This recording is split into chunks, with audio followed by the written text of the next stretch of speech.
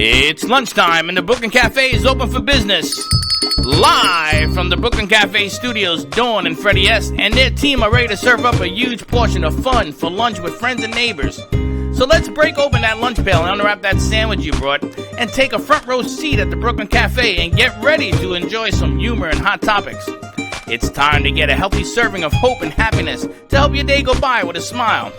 Your hosts, Dawn and Freddie S., are ready to talk about food, health, dating, or just plain dream making. If you have a story to share, or a movie review, restaurant critique, or just a coincidental thing that happened to you, call in free 888-994-4995 right now. Sit back and enjoy your lunch break at the Brooklyn Cafe. Here are your hosts, Dawn and Freddie S.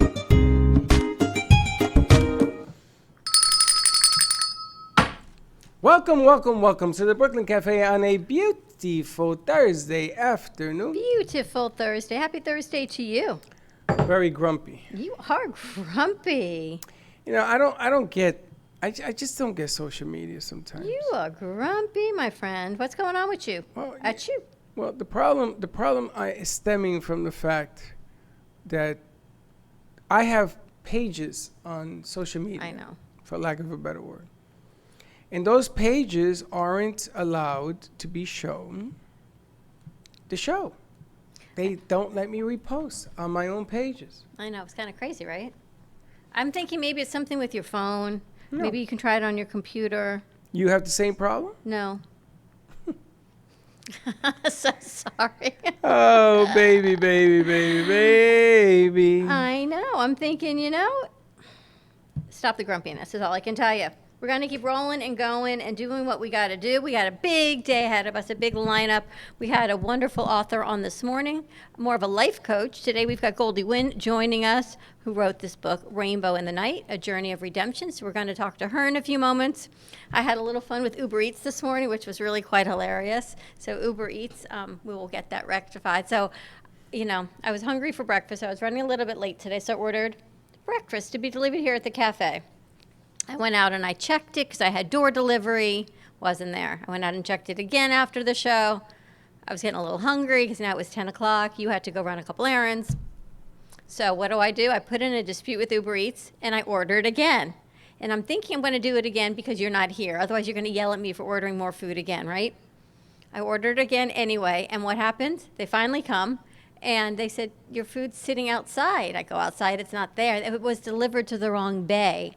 So now we got double food and double pancakes. So Uber Eats, I apologize. We'll work that out as well. First of all, I don't yell at you not to order food. Order as much food as you want.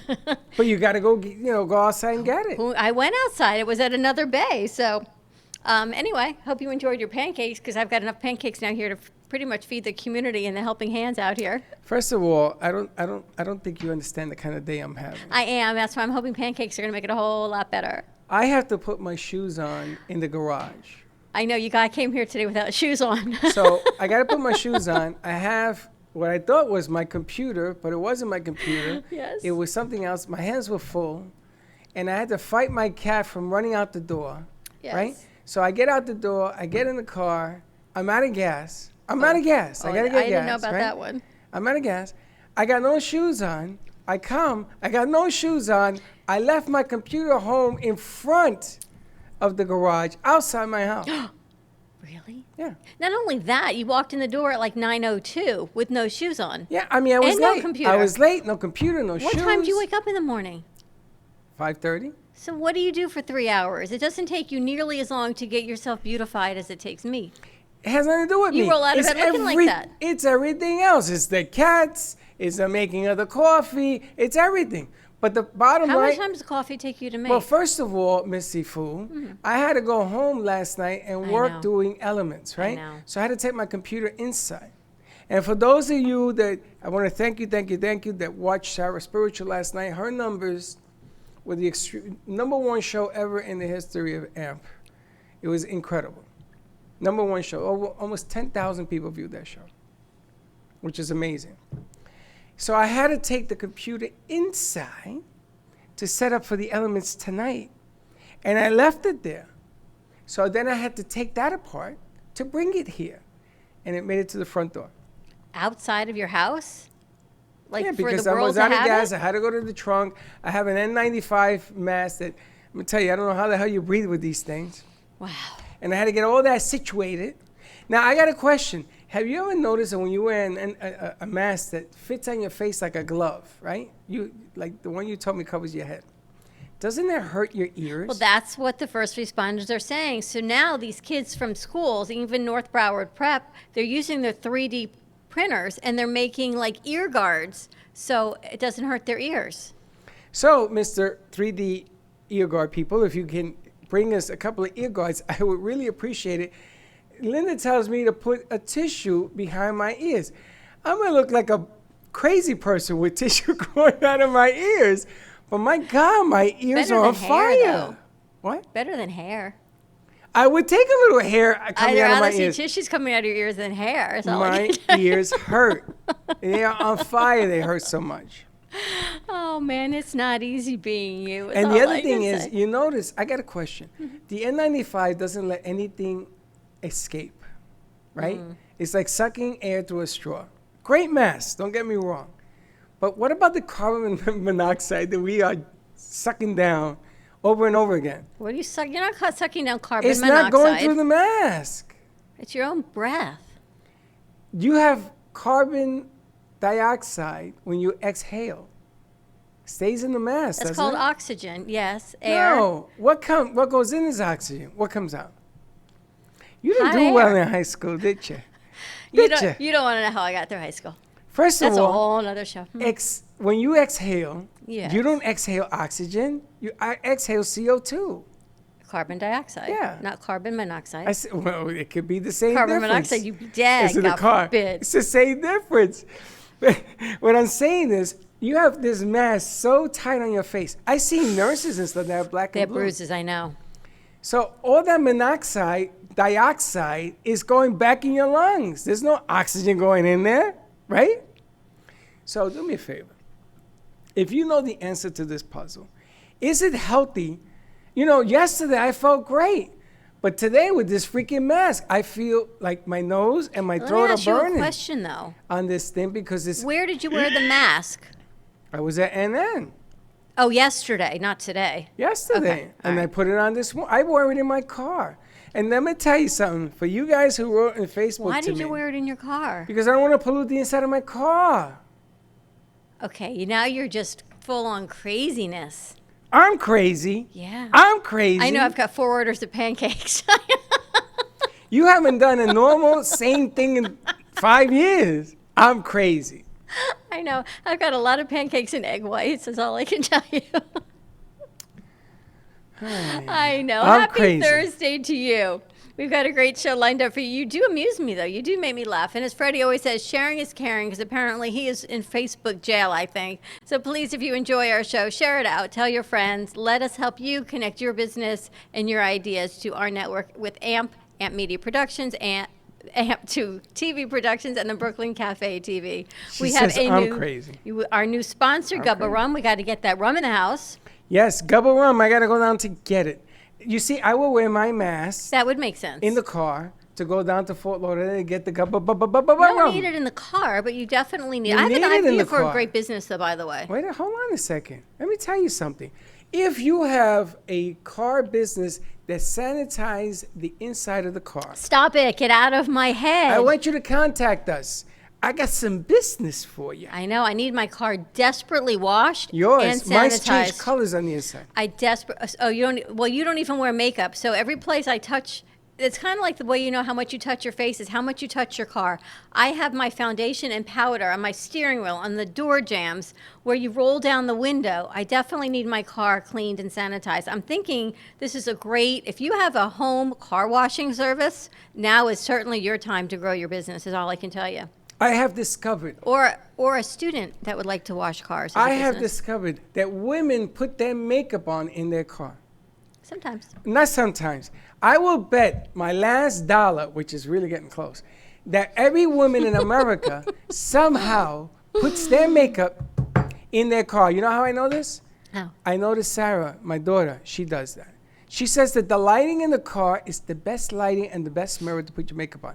And not for nothing, ladies and gentlemen, I seen somebody doing it. I do touch up my makeup here and there, but my car desperately needs cleaning. Well, so you shouldn't put makeup on in your car. it doesn't matter if you touch your skin. I've got lotions. It's on my seat. My car needs a major cleaning. If you are an at-home car washing, car sanitizing service, please give us a call. 866-224-5422. We could have a line of cars. We just need you call it a spiffet, but a spigot of water. All you need is a hose to connect it to.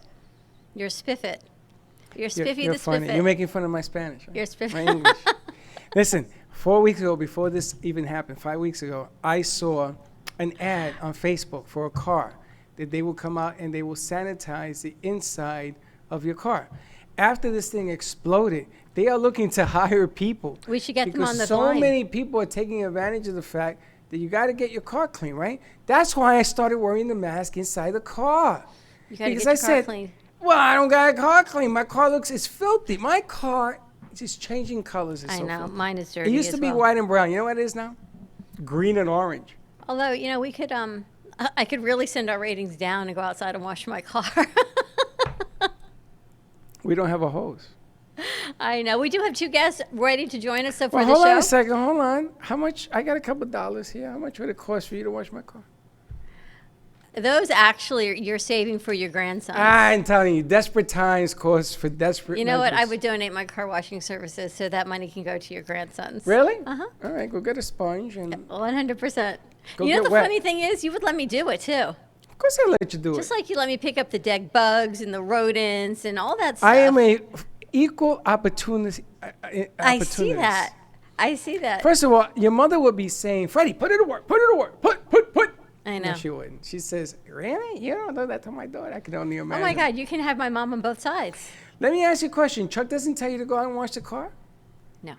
He never does that? Because the last time I talked to him, you guys were putting up hurricane shutters, and he says, of course she's going to do it by herself. I looked at him and said, what? Yeah, that was kind of the first and the last time. Yeah, that doesn't happen Yeah, anymore. but he did say it. No I'm not manual lying, labor right? for me. But I'm not lying. No, that did happen. Now, Linda washes the car. She loves doing it. She puts on her headphones and music, and she does it. well, and then I- Linda could be for hire. And I go and I tell, no, I don't think she loves it that much. And I say to her, boy, that's a great job you did on that car. And she says, do you want me to wash your car? AJ's calling me. Who? AJ. Doesn't he know you're on the air? Anyway, you ready to get going with our guests? Let's have a little chit chat with what we got going on. Okay. Or you want to keep talking about my car washing? You brought it up. I know. No, I definitely need to get my car washed. There is no doubt about that. But we've got two spectacular guests joining us. We've got Jane Goldywyn joining us, Rainbow in the Night, and Dawn DeMarco Book. Again, our network is reaching into our network. Hey, ladies, how you doing? Dawn, can you turn your phone sideways Sideways. so we can see Yes, more of your ma'am. beautifulness? There you Oh. go. How are you, Dawn? I'm I love good. your I'm just hand. seeing, It's I'm very not- sexy. hello. You're going to live a long life. You got a long lifeline. Oh, there it is. And notice the jewelry You were I'm picking wearing, your nose and Dawn. you left a little debris. I saw it. Oh my I God. did, you're so full of crap. And you see, welcome to Cranky Thursday with my host, Freddie Dawn, Santori. what do you think? Dawn is going to go out and wash my car. What do you think? Good idea, yes? Yeah, no, I'm with Dawn. Let manual labor. Richard takes care of the awnings. I don't wash cars. He takes it to the car service place. So, That's what we have I to don't do. like that. How you I doing, did that Goldie? when I was a teenager. And I'm I was really great. into it. I think it's Dawn's phone, Freddie, because I hear Goldie really well. Oh, you can't hear me? You're just a little low. That's because she's on her phone. Okay, Oh, I she's just on your turned phone. myself up. And Goldie's Is that married to better? an IT technical person, so she's all set up. And Dawn, look what I have on. I can't see you. Oh, hello. Your jewelry. Yay! Is she showing her I'm chest? advertising for you. Pretty much. Thank you. I What are you appreciate it wearing? very much. Get closer to the camera. Goldie, I am loving your book. I love the picture of it. I love your authenticity. And we met Goldie through Dawn, so I thought, you know what? This is how we network our network, and we get to do this all virtually. Yay. Now, let me ask you a fun is question. This book, did you finish reading it? No. Okay, let me tell you something, Dawn. All the books that come in here, she takes them home. I never get to read a book. And so I got to say, Goldie, that was a wonderful book. But I never read it because this one over here, she takes it home. Because, you get to reference to it. What? You get to make reference to it. And are you one look of at- those people that writes inside the book? Because I Well, I can't was stand just that. get out of my head. And there you have it, again. ladies and gentlemen. She writes inside the book. It is unbelievable. As a matter of fact, part of the forward that Goldie writes is to read this book with a pen so you can go through the process and take your notes at the same time. So you're going to have to use a different color ink. Goldie, tell us about this book, Rainbow in the Night. Okay, well, it's been quite a journey. Actually, it took 20 years to write the book because I was in a process in my own life, and as we know, we sort of heal in stages, and it really did take 20 years for me to work through all of my issues so that I could come to a place of freedom, so that on the other side of that, I could be helping other people and bringing hope and encouragement out of a place of victory and not out of feeling victimized, as it would have been written if I had started so many years ago. So it really is a book about hope and encouragement, and I really felt like now is especially a good time to read the book because people are telling me that it is bringing them a lot of hope right now with everything that's going on with this virus, and there's a lot of fear out there. And in the book, I really do share a lot of encouraging stories and ways that I had to work through some very difficult things through my faith and through a lot of friends and family to get to a whole new place in my life where now I'm just so blessed to be able to help others. So it's a real book about redemption, and I did feel to share it in a very transparent and vulnerable way because that's what people really need and that's what they're looking for. I love the fact, right in the beginning, you talk about your background and your parents and your grandparents and how things change. And it gives people a sense of where you were, where you came from. And I always say you never know what's happening on the other side of those doors, right? So from your life growing Right. up, it looked, right, to anybody else, how you lived with your mom and dad and where your dad worked, looked to everyone spectacular, right? Your dad is a physician and you came from a great family and everyone was loving rainbows and unicorns. But on the inside of those doors, not so much. Right. Yeah, and that was the part that I really felt to talk about because so many people, and I am a therapist. I graduated with a degree in social work in 1993, so I've had to do a lot of work on myself and a lot of helping other people. And so many of us come from dysfunctional families. And, it wasn't anything that we asked for, it's just something that happens. And it's really what we do with it in the bigger picture that decides how we're going to be able to cope in life. But yeah, the thing that was hard for me is that my father was a very well-known, respected psychiatrist. He was asked to administer a very large state mental hospital in Iowa in the 1950s. And at the time, there were 1,100 patients and 500 employees. And we actually lived in the main administration building of the hospital. So it was very interesting growing up in that environment. And we lived in the superintendent's apartment, which for all intents and purposes looked like a mansion. I mean, it was huge. We could fit 100 people in our living room. And we'd have to come down this large staircase that emptied out into the main administration building. And the entire staff, when they saw my father, would rise to their feet in respect. So that's what people saw on the outside. But in the inside, there was physical abuse, especially with my older sister, emotional abuse, and it just was not a happy place. And everything was run with just a very strict way. We had to have breakfast at the same time, lunch, dinner, and it wasn't a happy place. We all wanted to get away from the table as soon as we could. And it was hard to bridge those two worlds together. And that's what really took a long time for me to work through, to understand the impact on my life and how I needed to really be able to move past it, to forgive my father, to understand where he came from and what he had to go through in his own life. And that's really where we do experience the freedom in our lives. So I didn't have to stay there, which is a wonderful thing. And I've learned so much from it that I can offer empathy and hope to others who have experienced difficulty in their past. When did you write the book? Is this a recent book? Well, I started writing it about 20 years ago, And somebody had suggested that I write it because they really felt I had a story. And so I did start writing it. But then I just reached a point where I felt stuck because, as I mentioned, I did have to do more work in my life. So I ended up going through more therapy and working through more of the issues that I had to face in my past that were still sort of following me. And it really wasn't until I moved down to Florida and a couple of years ago, I really felt led to finish the book, and then everything fell into place. This wonderful woman, Dr. Celeste Lee, who's a very dear friend, really felt to come alongside and actually publish the book. And then my dear friend Sherry Heller actually did the cover. She's a beautiful artist, and she did the cover for the book. And then we had somebody come forward and do the interior. Wait, and then where my did you friend get Charlene. where did you get the name Rainbows Rainbow in the Night. In the night? I mean, that is Rainbow in the spectacular. Night? Yes, that's a very good question. Well, it's interesting because people don't realize that there is such a thing as a rainbow in the night, but actually it's a lunar rainbow. True. And it can appear in the night skies. Yes. And the colors are barely visible, but they are still there. You can barely see them, but they are still there. And I felt that paralleled my life because there was a time when I felt devoid of hope or color in my life. And it was though the colors of the rainbow had to be restored and they had to come through so that everybody could see them. So the more healing I had in my life, the brighter the colors of the rainbow got. So I just thought it was a perfect title for the book. And I love how the cover came out with me as a little girl looking into it in a dreamy way. It's So beautiful. it just all came together You know, beautifully.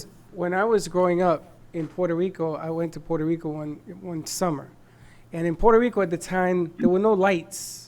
The town had minimal lights. The roads had no lights. It was dark. You couldn't even see your hand in front of your face. That's how dark it was. And I Wow. specifically remember one night, I told my sister Mimi, "There's a rainbow outside." Wow, True Freddie. story. True story. And then she looked at me and she said, "Go to sleep. You're crazy."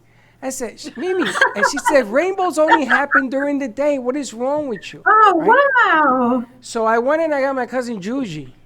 Juji's the only human being who saw the same thing I saw, which was a rainbow at night. Oh. And the reason I'm asking you that is because when I saw the name of the book, I said, "Wow, this is either bonkers, or there's a message in this for me somewhere." But this is tremendous. You can see a rainbow. Have you ever seen a rainbow at night? I have not. Have Dawn, have you? No, I've never heard of that before. That's really amazing, though. I've never seen Well, my that. sister and her son saw one in England once. So, but I've never actually seen one, but I've been fascinated by them. Unbelievable. Rainbows in the night. And it's a story of hope. And growing up in the 60s, this whole hippie generation, and you married someone outside of your faith. I mean, you pretty much went against everything in the normal of generations to do in your family from where you were. How did that impact Yes. you now in your journey? In terms of what Well, specifically? you talk about religion. Let's just start with one point, right? You're born of the Jewish faith, and now you're sort of, I don't want to say change faiths. You sort of have this unifying field of it, and look at it a little bit differently. Yes, that is very true. Yes, I was brought up in the conservative Jewish faith, and my husband Dave was brought up in the Catholic faith. And so when we came together in the days that we met way back in 1971, it was taboo to marry somebody outside the faith. And Dave's family was more accepting of me than my family was of him. And part of our journey that I talk about in the book, there was a time when we were professional musicians and we thought it was going to be this glamorous lifestyle, and it ended up not being that way at all. And I had suffered depression a lot as a child, and there was a time in my life when I really, really felt depressed. And I remember growing up that as a Jewish person, I really never felt connected to God because he was so big and he was so far away. And long story short, I had this opportunity to meet someone who told me that it's not about religion, it's about a personal relationship. And it's about really understanding the Old Testament and the New Testament. So I was able to see the bigger picture and understand, wow, this Jesus that everybody's talking about could very well be my Jewish Messiah. So I did my own research and I read Isaiah 53, and it really became so clear to me that that was it. So that's really what transformed my entire life, my husband's life too. This happened on August 4th of 1974 when we made that decision to follow Jesus, or Yeshua in the Hebrew, and we never turned back, and it's a great mirroring of our faiths. And we are very involved in doing worship together and encouraging other people in the faith. And I really think that faith plays a huge role in how we heal. And I know for us, it certainly has, because I can't imagine a day without the Lord in my life.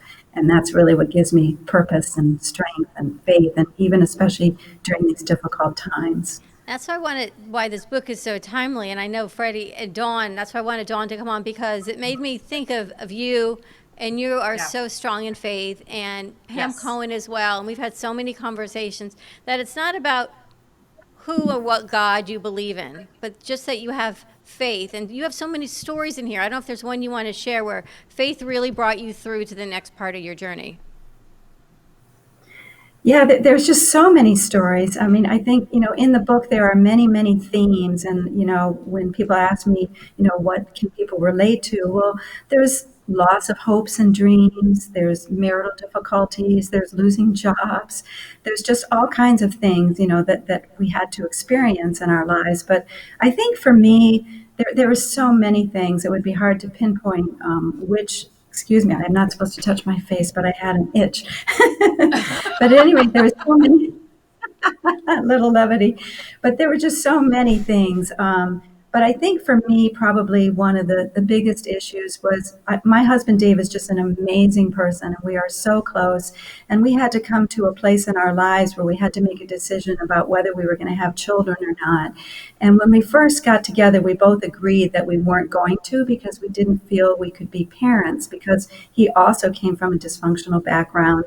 And so we made that decision together, and we agreed on it. But then as I started to approach my 30s, I started to all of a sudden get this biological tick-tock, and my body all of a sudden was acting out, and then I wanted to become a mother. And that was a really hard place, because we had already agreed on that, and my dear husband just wasn't sure that he could bring himself to that place. So we really had to work that out, and that was probably one of the most difficult parts of my journey, because I really had to come to a place where I totally surrendered that hope and that dream of being a mother. And I did that, and it was a process, like I said, a real process. But when I came to the end of that, I just felt so much peace. And my new normal was the Lord letting me know that I would be a mother to many. And that happened because in 1997, I started working in the pregnancy care ministry. And there I've been able to help so many women, who are in the throes of crisis pregnancy.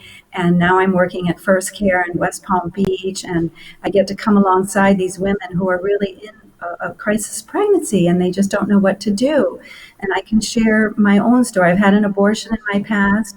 There's a lot of pain linked with abortion. I know it's a hot button politically, but the bottom line is that many women who've had abortions hurt from them. So I'm able to come alongside and help women who've had them, to encourage them to get help, and also to help women who are considering about what to do with their pregnancy to look at the bigger picture, because abortion isn't always that quick, easy fix. There are other ways that women can navigate it. So that's really been one of the gifts, is that now I feel like I'm a mother to many, as I'm able to come alongside all these women all these years. So that's a real gift and a blessing. And Dave and I also have kids who, quote unquote, adopted us. Freddie, you would love this book. It's so much about faith and the journeys. And I love some of the stories you talked about your mom, and when patients used to come in, and there was one who didn't speak until your mom had her open up, and a whole nother story. Yeah, that was an interesting story. That was what she called serendipitous, because, the superintendent's apartment was on the same floor as a men's psychiatric ward and a women's psychiatric ward. And there were different parts of the day when those wards would be open up, and our kitchen was separate from the main quarters. So one day my mother was in there making breakfast, and this patient accidentally wandered into the kitchen. And this was a patient that had been mute for many years. And when my father first came to the hospital. It was before a lot of the psychotropic medicines. So the patients were really, really ill, and he actually transformed that hospital to one of the most comprehensive mental health treatment programs in the country, which is still open to this day, by the way, even though he passed away in 1988. But this particular patient was mute. She hadn't spoken for many years. And my mother, all she did was just talk about the furniture in the apartment and how when she first came to the hospital, she actually got some furniture out of storage, and it was made by prisoners in this one prison in Iowa. And as she started to tell the story, out of the clear blue, this woman who hadn't spoken for many, many, many years, all of a sudden started to speak and to cry and said that her husband was a prisoner in that hospital. And so for whatever reason, that conversation unlocked the key in that patient's life. And that patient soon got better and was able to actually leave the hospital and stayed in communication with my mother for many years. So that was an amazing story. There were lots of stories like that in the hospital. Never a dull moment. Oh, my goodness. It's amazing. Wow. You want to go to commercial break? You want to ask her a question first? No, let's go to commercial. Let's go to commercial break. When you ladies come back, Dawn, I think you're frozen. Oh, no, there she is. Let's talk about forgiveness. Let's talk about faith. Let's kind of tie it into what we're all going through now. And Dawn, this is perfect for you. And Pam is watching, Pamela Cohen. So hi, Pam. We love and we miss you too. Hey, Pam. Maybe she'll be able to do a song for us someplace from home. Yes. Maybe next week. And Goldie, you as well. Let's talk about your journey now in music and what you're doing. Okay. So let's take a quick break. Okay. You can give us a call at 866-224-5422, and we'll be right back. Let's all welcome a new sponsor to the show. It's AMP2 TV, the first and only internet production company that's truly plugged in.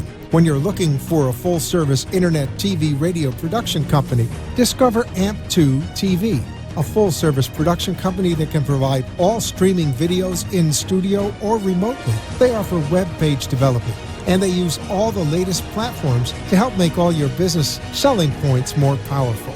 They can do remotes or live radio streaming, as well as tape productions for social media platforms and television. AMP2 TV can handle all of your television needs, including closed caption for a perfect on-air telecast. Choose from a variety of creative TV and radio packages, or visit one of their many studios to get your creative juices flowing. Come and see why AMP2 TV works with many major companies, including Comcast, Bravo, and Fox 29, as well as individuals and businesses of all types and sizes. To see samples of their work or to find out more, visit their website at amp2.tv. That's AMP, the number 2.tv, or call them at 866-224-5422. Feel free to call for a quote or just a consult of how to put your business on a social media platform or radio platform, or just doing a show that is covered by all platforms. Call 866-224-5422 and make an appointment. That's 866-224-5422.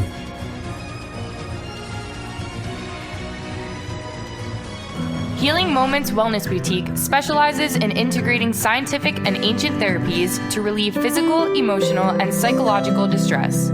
Through the power of touch, coaching, and meditation, clients experience pain relief, relaxation, healing, and detoxification. Contact Healing Moments Wellness Boutique at 561-931-2187 and experience Boca Raton's Healing Haven.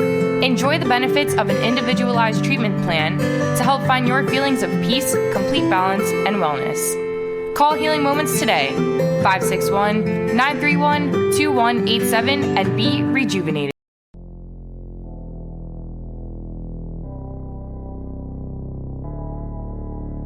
You've been watching the Brooklyn Cafe Show. Join us each day and after hours as we talk about the hot topics to open the conversations and share a few laughs. Now, back to Dawn and Freddie S.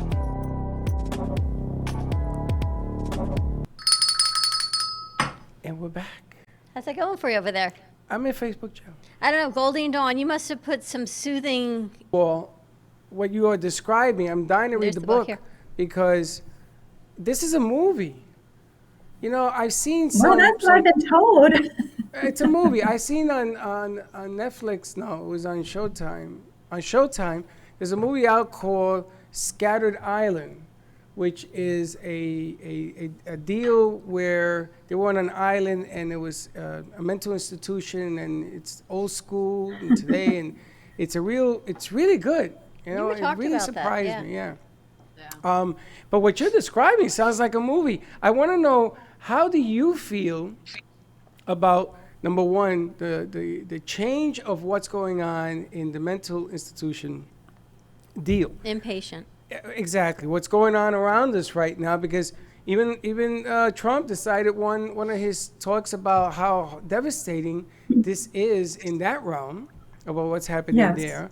Not to Yeah. mention what's happening politically and not politically in the belief in the religions and gods, and whether or not they should be open. And one thing that Castro learned, I remember when I went to NYU, they taught us, is do not shut down churches, synagogues, or any place of worship, because that is political suicide.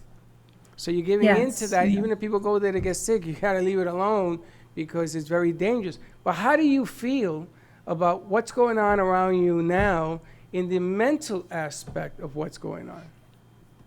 Yeah, that's a very good question, Freddie. And I have given it a lot of thought. And I think, there's so many, what I try to do personally, and I encourage people around me to do, is to focus on the positives, because no one really knows where this virus is going, when it's going to come back, how big it's going to be. And the more we focus on all of that, the more scared we can be and the more stressed out we can be. And so I personally tell people to just look for those positive stories. And I do. I just search the Facebook pages and the internet for all these amazing positive stories about how people are helping each other and they're drawing together and they're doing wonderful things to help people that don't have anything. And all the entertainers, like myself and my husband and others who are unable to perform now because of the crowds, or us, we perform in senior facilities, people are now doing these amazing online concerts, which is such a good thing. And they're doing them for free. I mean, I'm watching Neil Sedaka every day. He does a mini concert, and so many other entertainers, and it's just so wonderful. And even you mentioned, places of worship, and I've seen stats that many churches that have had to go online, maybe the pastor is still alive in the church preaching, maybe they have 2 people in the worship team, but that actually the viewing numbers are higher than when they actually had the church open. So it's turning around to be a really good thing, because more people are tuning in online and more people are scared and they want faith and they want to know that there's someone bigger than this situation who's really in charge. And of course, I personally believe God is big and he has the whole world in his hands. And I'm just focusing on that and believing that good will come from it and we will get through this, because we've gotten through many things before as a country. And I think our country is amazing. And I think if we can just reach out and find other people to encourage every day, I always pray every day that there's somebody that I can encourage, whether it's through a call, whether it's through a letter, whether it's through an email or a text. We can all be encouragers. And I think that's really important right now. Now, you know that she also, according to this book, is a mean saxophone player. I heard you a mean player. She was Well, with us yeah, up I at the thought- Heart of Delray Gallery. I don't know. Did you ever sing for us? Or we talked about it. I don't think we ever got a chance to hear No. you and Dave perform, right, Dawn? No, I don't No, think so. we had talked about me coming in and playing the saxophone sometime, actually, which I Yes. haven't done yet. That would But be you kind do of fun. play the saxophone, right? I do play the saxophone. And you're very good I at started it. playing. Well, I started playing the saxophone in 2nd grade, and I played it all the way through grade school, high school, and when I went away to college, my undergraduate degree was in music education and music therapy, and saxophone was my major performance instrument, and piano and voice were my minor instruments. But then when I graduated from college, I was so sick and tired of the saxophone, I put it in the closet for 25 years. And it wasn't until Dave and I, when we moved to Florida and started performing as the win-win situation, it's what we call our duo, and Dave said, you got to get that saxophone out of the closet and start playing it again. And that's what I've been doing. So it's a part of our show. Every show we do, I play the saxophone. And it's kind of fun because people don't expect to see a woman playing the saxophone. It's kind of And I cool. have a know, lot right? of fun with it. It's a fun instrument. And the book here, she sings. The book, you sing? Yes. Look at her. She's flapping her wings. Yes, yes, yes. More. That was the funniest thing I've Oh, ever heard. yeah, Dave and I do sing together, and we call ourselves the win-win situation. And sadly, during this time, because we go to senior facilities, we had like 13 shows planned in March, and we were able to do 2 of them at the beginning of the month, and the other 11 had to cancel. And we're not sure when we can get back into the homes, but we hope it will be soon because the seniors really need encouragement, and music is such great therapy. So we're really looking forward to the day when we can get back performing for them. Okay, Amazing. I have to And explain I want to. why. You got to turn your sound up. Turn your phone up. And there's the finger. of All life. the way up. Can All you the hear way me? up, baby. All the way up, baby. All the way up. Okay, so I want to say the reason I laughed is when you said book, I heard "da book" and me singing, and that's why I busted out laughing. So I'm just. Oh, You know, the funny thing is, I never knew that your last name was the book. And I remember you came in on the show, and Dawn, the book. I said, what was the name of the book? Remember? The book. Now, Dawn, I wanted to ask you because you have a not-for-profit. Times are challenging. It's a little bit different under the circumstances of what's going on right now. So I'm getting a sense that you feel just like the book says here, the book again. Now she has me doing The it. book Like versus like- the book. Like, DeMarco book, DeMarco. like Goldie's book says, I mean, you got to feel inspirational to continue the work you're doing and finding different ways of getting the not-for-profit word out there, even under these very difficult times. This actually becomes something that you probably will be reading every night just to keep your positive encouragement going, because I glanced through this thing. This is unbelievable. thank you, Freddie. The stories of inspiration. We were talking on the morning show today that I think there are thousands and tens of thousands of people physically affected by what we're going through right now. But emotionally and mentally and psychologically, we've got millions upon millions of people that are affected by this. And in my opinion, exactly. the only way to get through this at all is through faith. Whatever your faith is, that's the only Yes. way to get through this. And Dawn, this is so right up your alley also. Every day you walk this walk, and every text we get from you is about prayer, and you are praying for people. Yeah. And you say things that are like, I don't know how you actually do this every day, but you do this every day, and it is so gracious. So to me, this is what people need now is faith and hope. So Dawn, how do we do this? Well, it's interesting because I believe that when you open your heart to the Lord and you ask Him into your life, you ask Jesus into your life, He comes into your life and He meets you where you are, and He will walk with you each and every day. And so my thing is that I tell people, just spend time with Him, invite Him into your heart. And once you do that, it's amazing what He shows you, what he guides your path. He opens up things. He works on you. He works on those that brokenness that we all have, because we've all gone through, when you talk about dysfunctional family, I think we're all from dysfunctional families, because that's human beings, right? So we need God to help us, walk us through, and understand that, our parents did the best job that they could with what they had, because it comes from their history. But each day I just give myself to God. I spend time with Him. He places on my heart who to reach out to.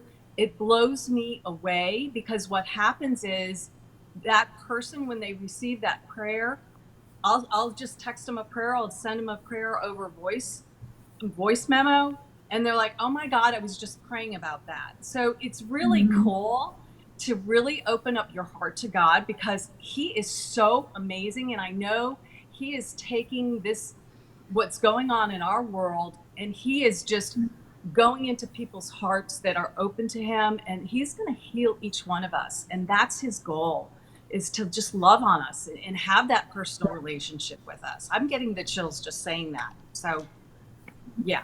And Goldie, as a therapist, I mean, you sort of cover the gamut on everything, right? From therapy to experiences to faith to growing up as a hippy dippy, as we call it, right? You kind of cover the gamut. Yes. I mean, your life experience are far surpassed many's. What advice do you give to people? How do you think we can get through all of this? Well, I think the most important thing is, and when I was in my private practice and I would work with a lot of clients who had difficulties with anxiety, I always prescribed to them a portion of scripture in Matthew 6:25 through 33, which really talks about seeking the Lord first. And when you do that, He'll add everything onto you that you need. And also to make sure that we don't worry about what we're going to wear or what's going to happen day by day, because after all, He clothed the lilies of the field in the beautiful array that He has. And a bird falls to the ground and He knows it. And then He ends it by saying, today has enough cares and anxieties of its own. And we can't really go beyond today because none of us know if we even have tomorrow. So we have to live today to the fullest, and that's how people who follow the 12-step program, people who are suffering from addiction and are able to stay sober, they're able to stay sober because they live one day at a time. I cannot drink today. For today, I will not have a drink, or whatever their addiction might be. But if you were to say to them you could never have a drink the rest of your life, forget about it. They would go out and have a binge. So we really do have to stay focused in that. And again, to make sure that we limit the negative input in our lives. And I know I just watch a tiny bit of news, and on the weekend I watch no news. And my husband and I always watch comedy together every single night. And we binge watch The West Wing, which my sister sent us from Israel. So we binge watch that, and just things that make us happy, because there's enough out there that can be pretty frightening. And so we really do have to focus on the positivity around us and find things that can make us light, make us laugh, and bring us joy. I think that's what's really important. And now you guys sing at senior centers. And you bring so Yes, much joy. we have been. Are you able to do that virtually? Can they bring you in through social media at all? Well, not at this point, because right now they're on total lockdown, and most of the seniors have to be in their rooms, because of the outbreak and the vulnerability. And they don't really have the technology for that, unfortunately. But, I'm hoping, just like as the country begins to open up gradually, some of the facilities that we go to that are independent living and maybe the day senior care centers, will be able to start performing in first, and it'll be sort of a very gradual reopening there as well.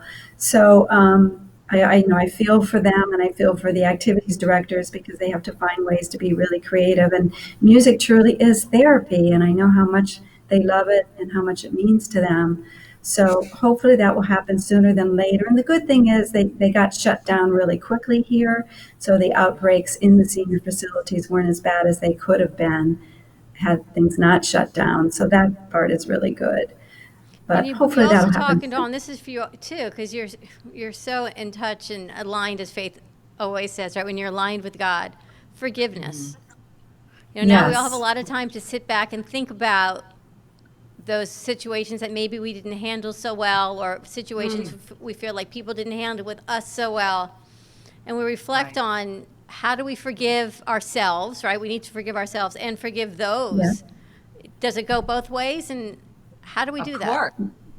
Yes, it does go both ways. And yes, it does definitely go both ways. And I tell a story in the book that was really transforming for me, because even though my father was more of the actual person who was the abuser physically and emotionally, I was angry at my mother because she just wasn't there, and she was very cold, and I didn't have a relationship with her. And I had a harder time forgiving her because I didn't feel like she was there to protect or to really see what was going on. And it was really, really hard. And there was a time in my life when I actually went away myself to a treatment program where I had to get in touch. It was a 5-day intensive inpatient treatment program where I had to work through my family of origin issues. And it was there that I really got in touch with how angry I was at my mother.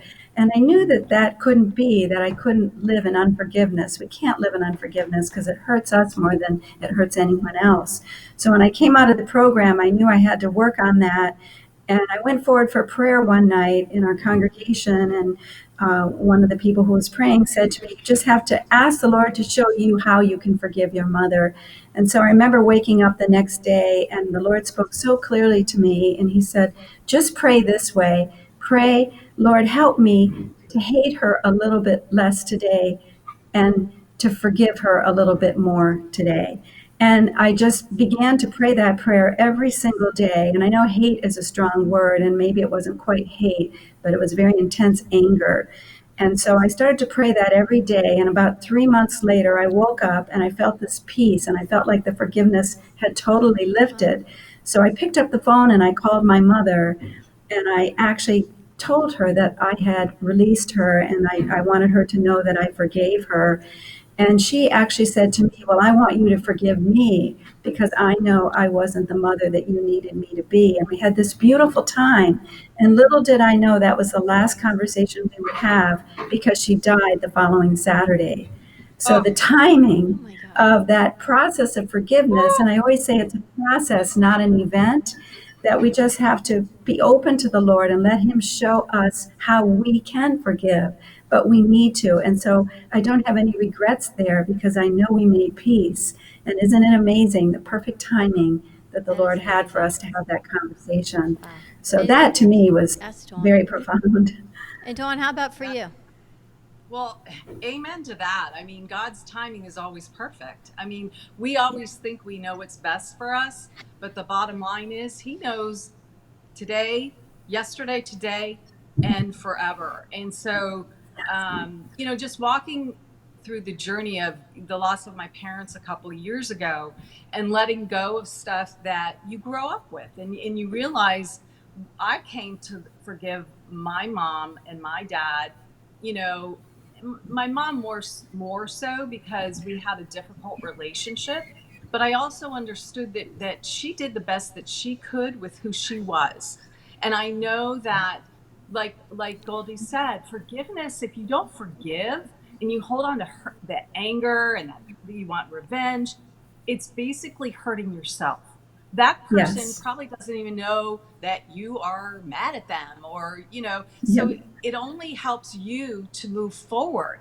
And God forgives us of our sins. Believe me, we sin every day, and yet He loves us so much that you need to be able to forgive what people do to you, because a lot of times they don't even realize what they've done. Some people, yes, they do, and just forgive them and move on. But there are people in our lives that we love so much, that are a part of our life, that if they hurt you, you need to forgive them, because usually they don't even realize that they've actually hurt you. So that's So how I true. handle. I got a question. Anybody can answer it, is if somebody judge, first of all, I don't believe you should judge anybody, good, bad, or indifferent, because there's only one person or one being or one whatever, my belief, that can do that, but it isn't me. Amen. The funny thing Yeah. here is when somebody judges you, somebody says they don't like you, or somebody's acting and doing their thing, like when we went to the bagel place and she was screaming, ranting, and raving, and of all the people that we could have interviewed that day, I said to you, I want her. When people judge you, you shouldn't judge back, because that's No. what they want. That's how this whole Right. thing spirals out of control. Yep. It's, the word judgment shouldn't even be used. It shouldn't even be thought Right. about. Everybody Yep. is a different person, and good, bad, or Judge indifferent. not, lest you be judged. Well, exactly. But the other side of this thing, what do you listen? You have so many questions, I know. It's mind-boggling. Among our youth, and I love our youth. I love our interns. I love our producers. We've dedicated 5 years to bringing them all in here and teaching them. I love them.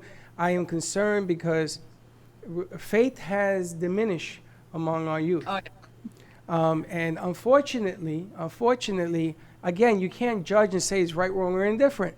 So the funniest thing is there are atheists in my family. And I think my son is one of them. me too. And the funny thing is that I stood up one day at Thanksgiving, and I asked an atheist to give the blessing.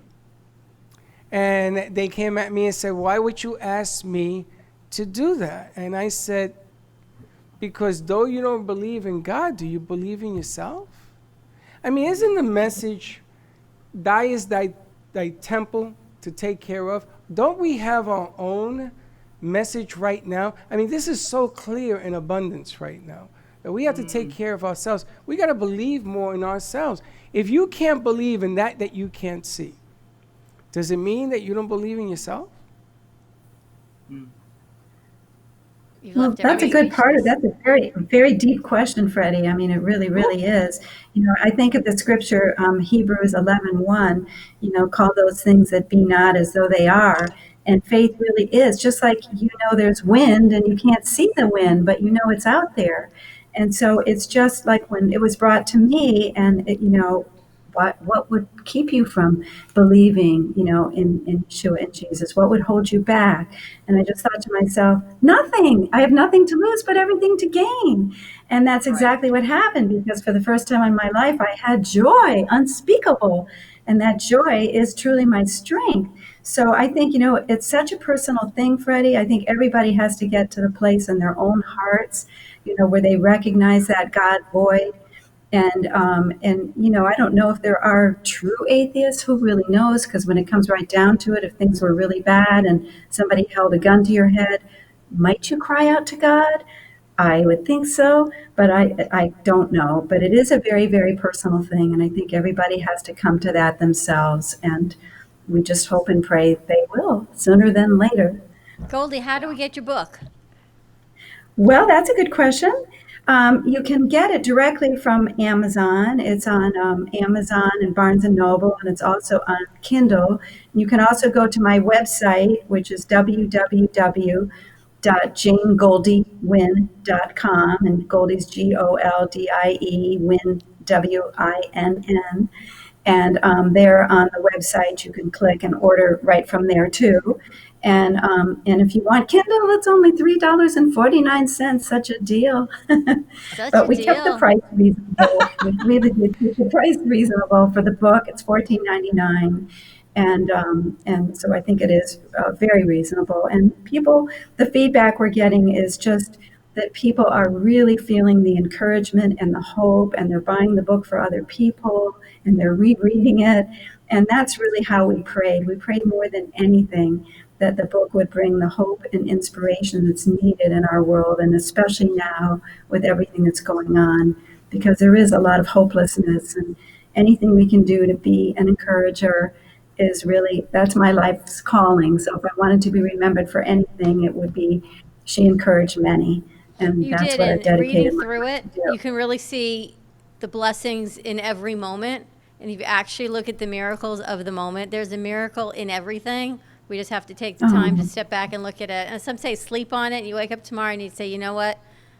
That's exactly what it is and where it was. And sometimes when we're saddest is when we see them more, but maybe that opens our eyes to see them when we're happy as well. Thank you, ladies, so Yes. much.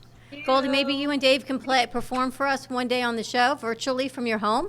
We can share your music You out never as know. well.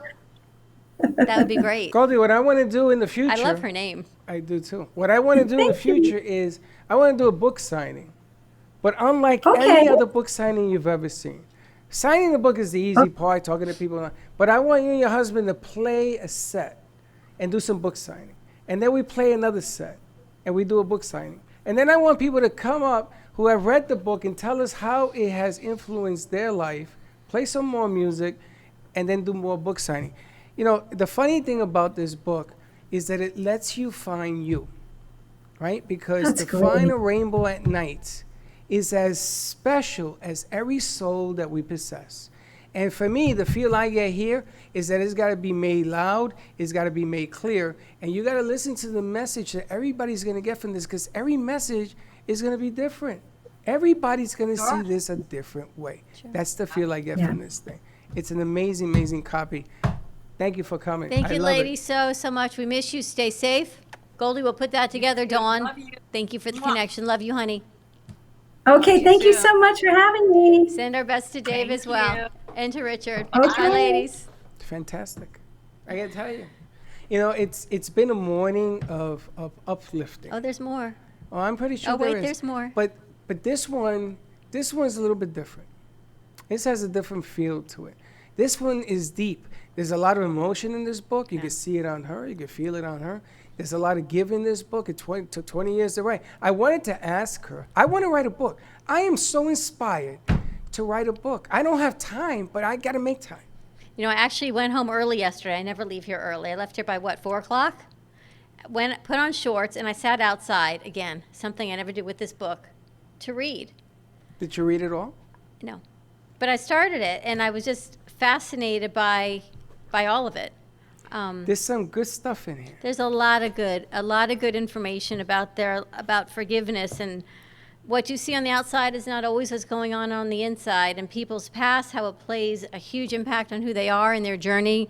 You can be where you're present, you can go where your future is, but your past always is with you. Find your rainbow. Find your rainbow in the night. Find yours. I mean, when I touch this book, that's what I get. Go find yours.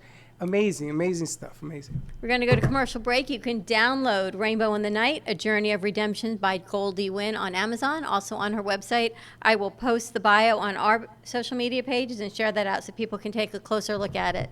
Let's take a quick commercial break. When we come back, more with gratitude and journaling with Felice Minkin. Stay tuned. We'll be right back.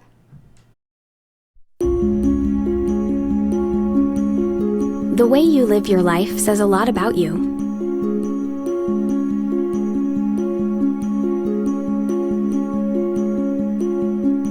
The way you choose to commemorate your lifetime can say even more.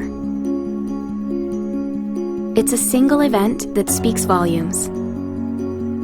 So how do you celebrate a life? Dignity Memorial providers believe that your memorial service should be as unique as you are, reflecting your personality and your passions.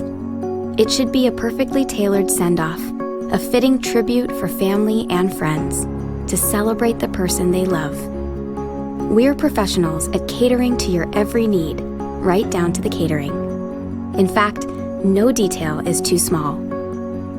So when it comes time for a fitting tribute, we'll see that your final wishes are beautifully fulfilled.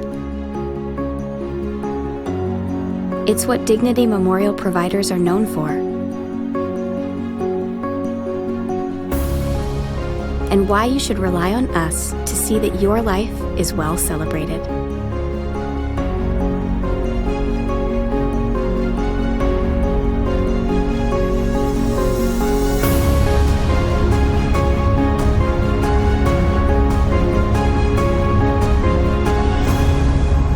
The celebration of a lifetime begins here.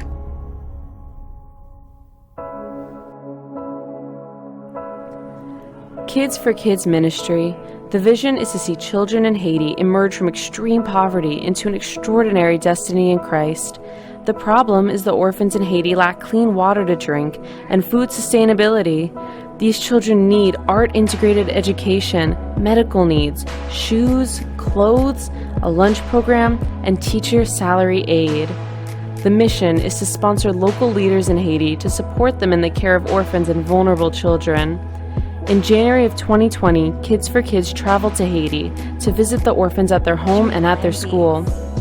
The school has now grown to 30 children attending daily classes, but there are many things to improve upon. To help us or to donate, contact Patty Paget at Kids for Kids Ministry, 561-876-1710. That's Kids for Kids Ministry at 561-876-1710.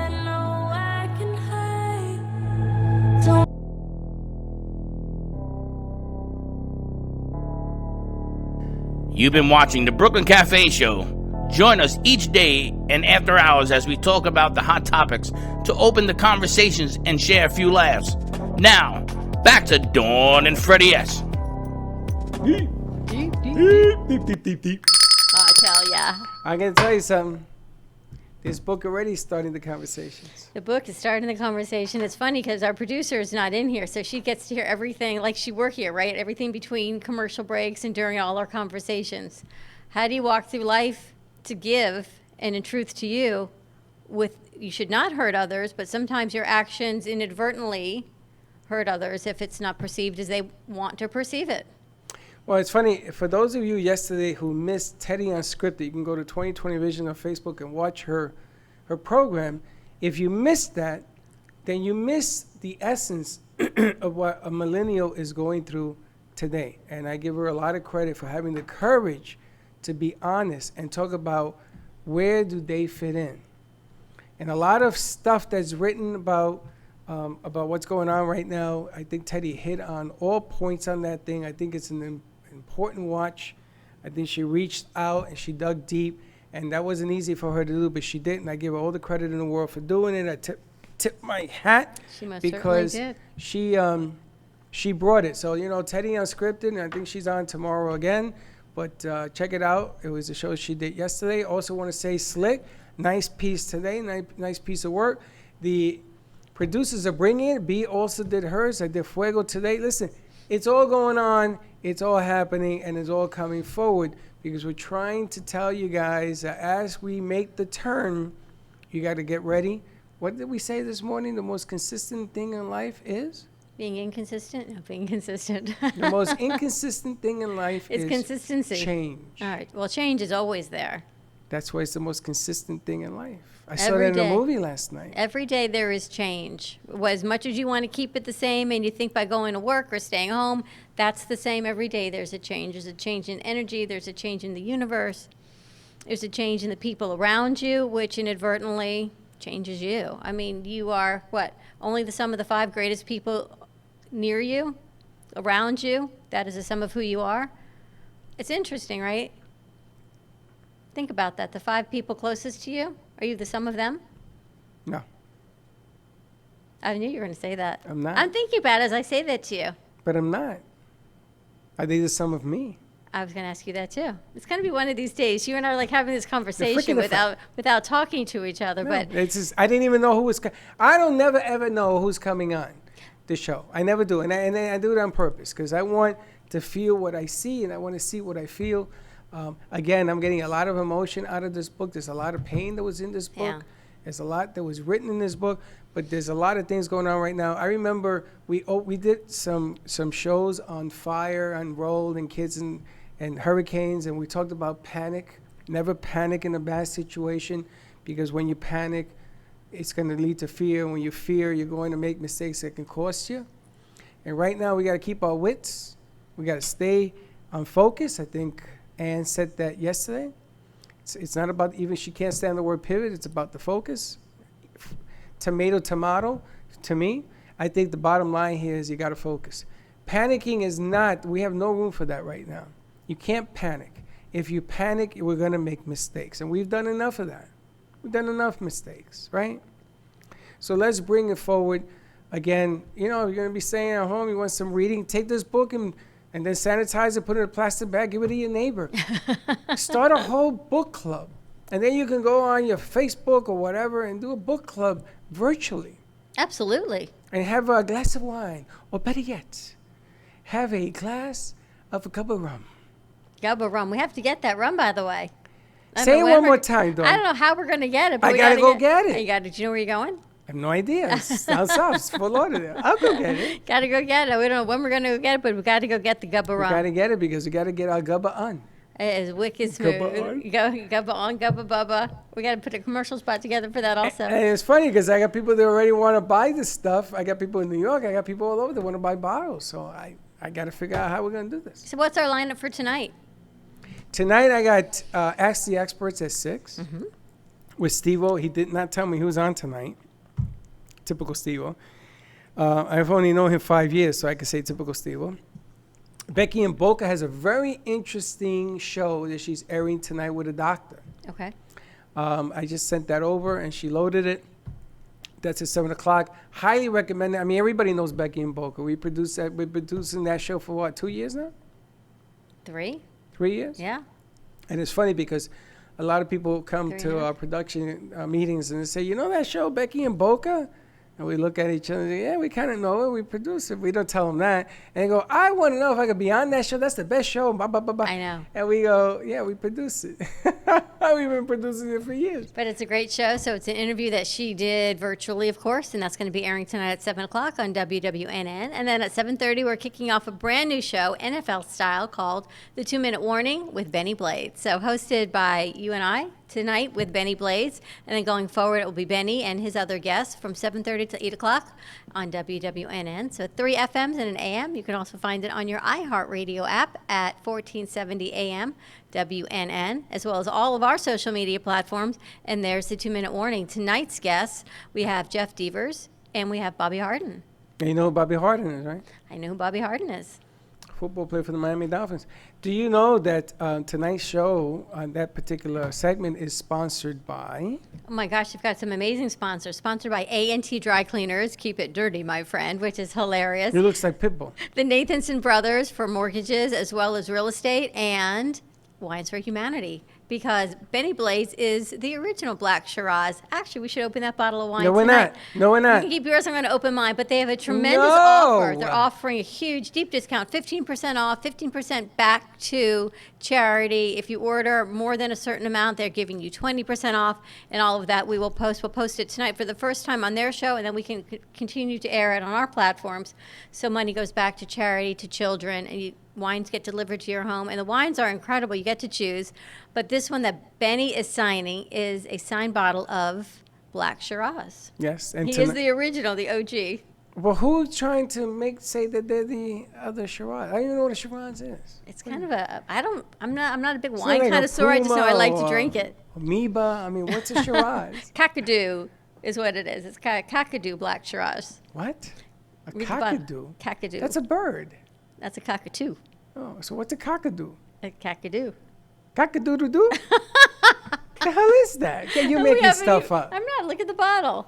I don't want to look at the bottle, and I don't want to open it until this all blows over. Oh, That's okay. going to be my bottle celebration. By the Okay, way. we can save that one then. We can absolutely save that for you. Cock-a- But today we've had a great lineup of authors. This morning we had Marnie Goldman on, and she talked about her story and her life's journey and all the downfalls and the pitfalls that she's had that brought her back up, and even later in life where she is. I was surprised that her daughter is 20, so I a know, whole right? nother interesting perspective coming from a millennial. Yeah.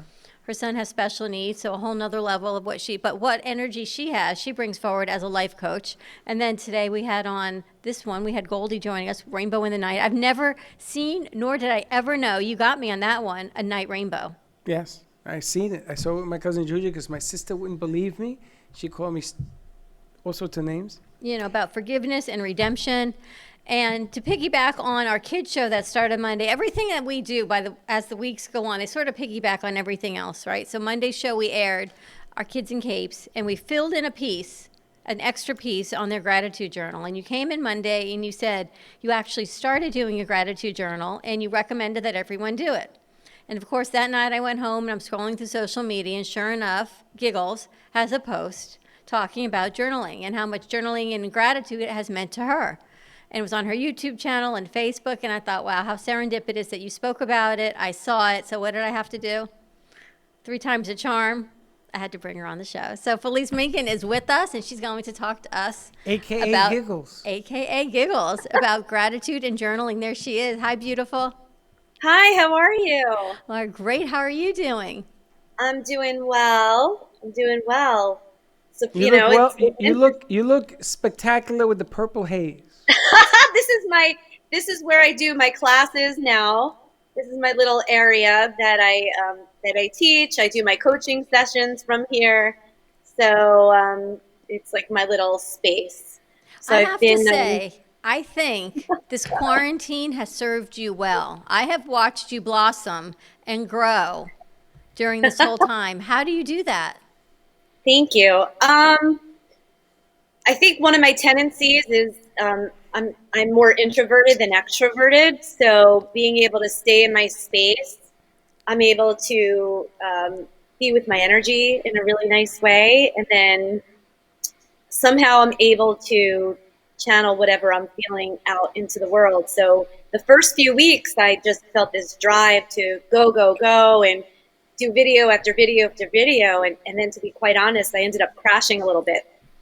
And I realized, whoa, I got to just manage this, because this is for the long haul. But my internal drive is to support and help people in any and every way that I can. And self-care has been my specialty. It's been my focus for many years now. And then that's what drove me to make that post about journaling, because that I have a whole toolbox of self-care things that I do to help manage anxiety and stress, digestive issues and whatnot. And that's what I do with the coaching.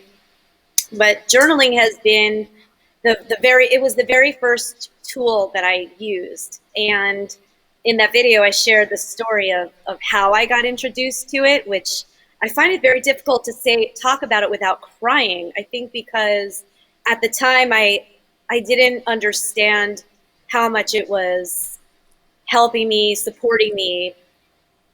And, I knew that I was going through a lot in my household, and I was, private about it. I didn't want people to know. And so, I get dressed every day, and as a teenager, you put on makeup and you get your purse. And back then we used a lot of hairspray in our hair, right? Right. So, it was like one of those things. And, but I was struggling. I was privately struggling, and there was a lot of abuse in my house, and I didn't want to tell anybody. So, do you want me to share the story of how I started journaling? I just want to give a little bit of background. So about a month ago, when all of this started, Felice invited me, and I don't know how many other people, into a 21-day meditation. And I thought, all right, so I'm going to do it. The journaling thing is not my favorite part, I must say. And I get to day 5, and someone says, and I said to you, can I add someone in? You said, wait, you get to day 5. So day 5 came, and I started a group, and one person stuck through it, and she actually just finished it today. And I came in, and I started talking about it with Freddie and some of our crew, and they said, why didn't you invite us in it? And I said, well, I thought about it, but I didn't want anyone to feel obligated to join the group, because it's a work environment, right? And some of our interns, I didn't want them to think like they work for us versus with us, and they were obligated, so I didn't. And as more and more we got into this whole quarantine, we spent more time with Teddy and Slick and Freddie. It was just the 4 of us for a little while.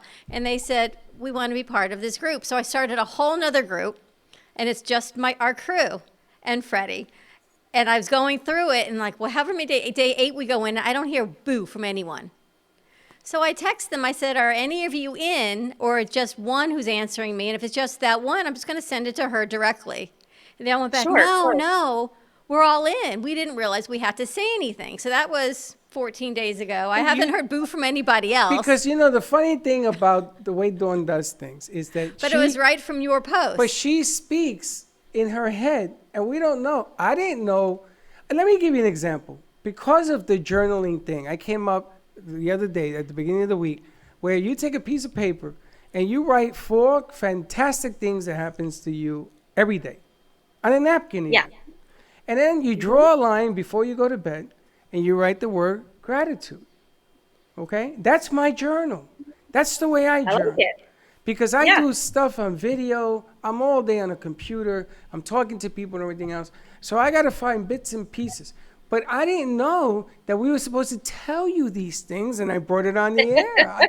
I could tell you all the stuff that you sent, and just tell you. But do you want me to do that, or are we supposed to do that internally? I was just wondering how many people were still doing it. So we brought that up at the end of our class with you, right? That closing night we had.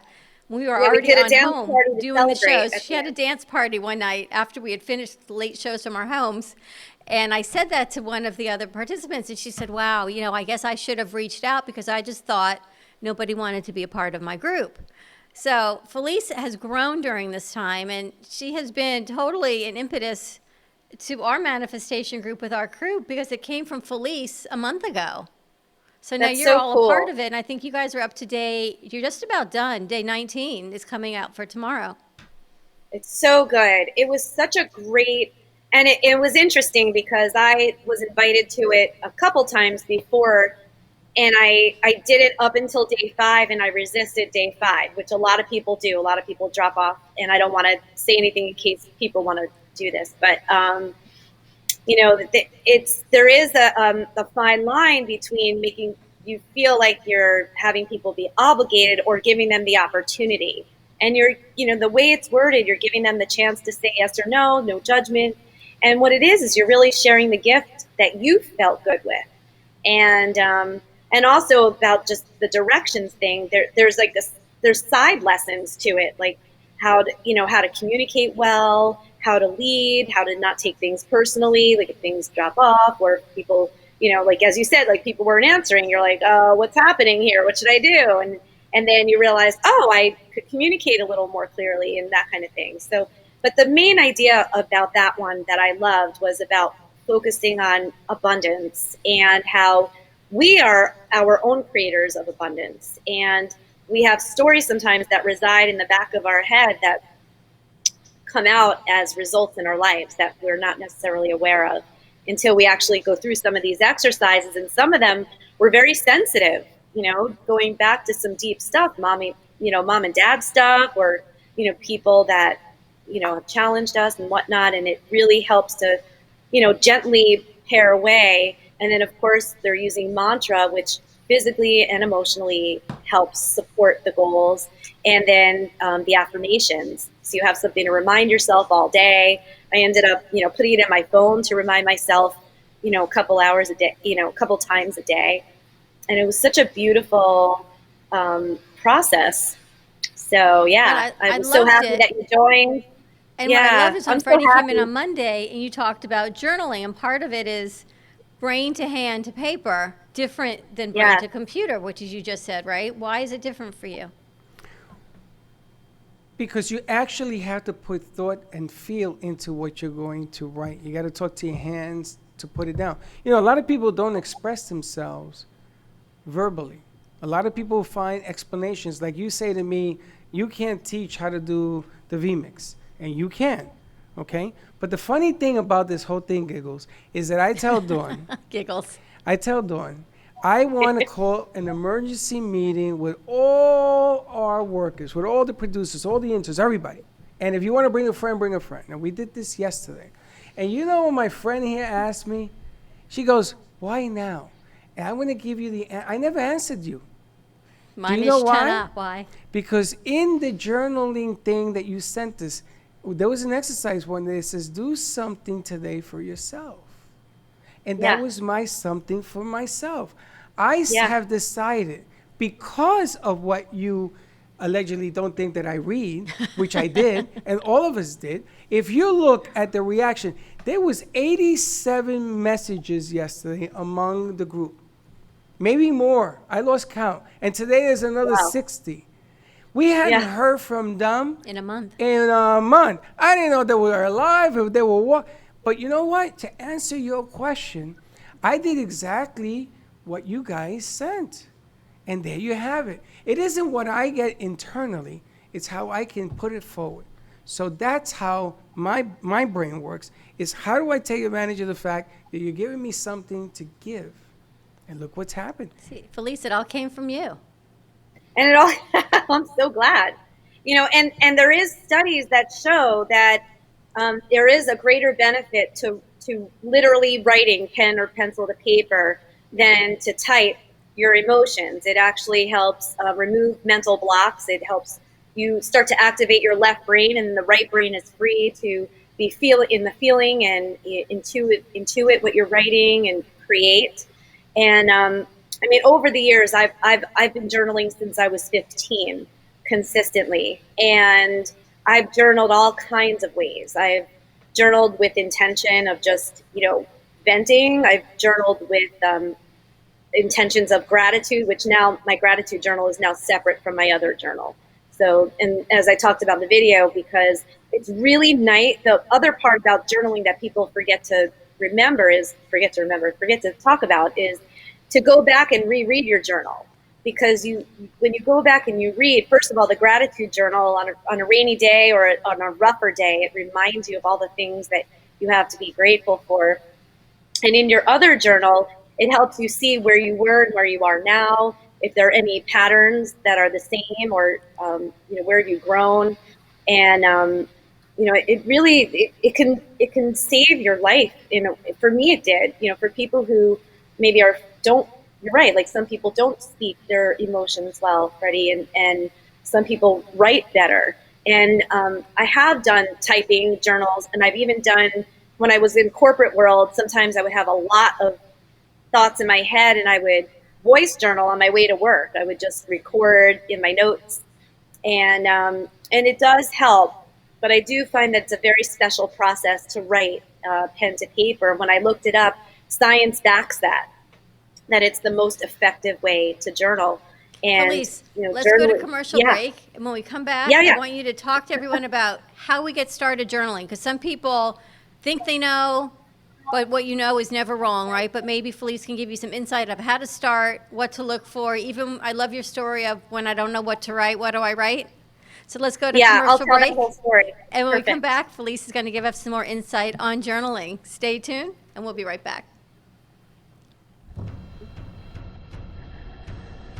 Let's all welcome a new sponsor to the show. It's AMP2 TV, the first and only internet production company that's truly plugged in. When you're looking for a full-service internet TV radio production company, discover AMP2 TV, a full-service production company that can provide all streaming videos in studio or remotely. They offer web page development, and they use all the latest platforms to help make all your business selling points more powerful. They can do remotes or live radio streaming, as well as tape productions for social media platforms and television. AMP2 TV can handle all of your television needs, including closed caption for a perfect on-air telecast. Choose from a variety of creative TV and radio packages, or visit one of their many studios to get your creative juices flowing. Come and see why AMP2 TV works with many major companies, including Comcast, Bravo, and Fox 29, as well as individuals and businesses of all types and sizes. To see samples of their work or to find out more, visit their website at amp2.tv. That's AMP, the number 2.tv, or call them at 866-224-5422.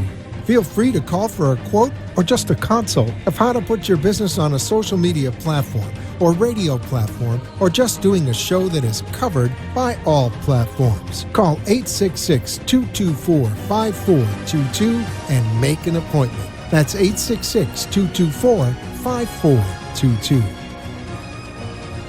Sexy, seductive, and beautiful. Looking for a professional and talented photographer? Danielle Boujon specializes in capturing flirtatious and tasteful images for yourself or your partner. Located in South Florida, Danielle really knows how to bring out your inner beauty on a shoot. Visit her website at www.daniellebuljan.com or call her at 561-305-2241 to capture your most desirable moments.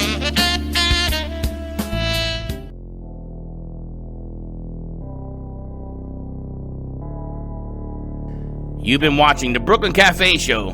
Join us each day and after hours as we talk about the hot topics to open the conversations and share a few laughs. Now, back to Dawn and Freddie S.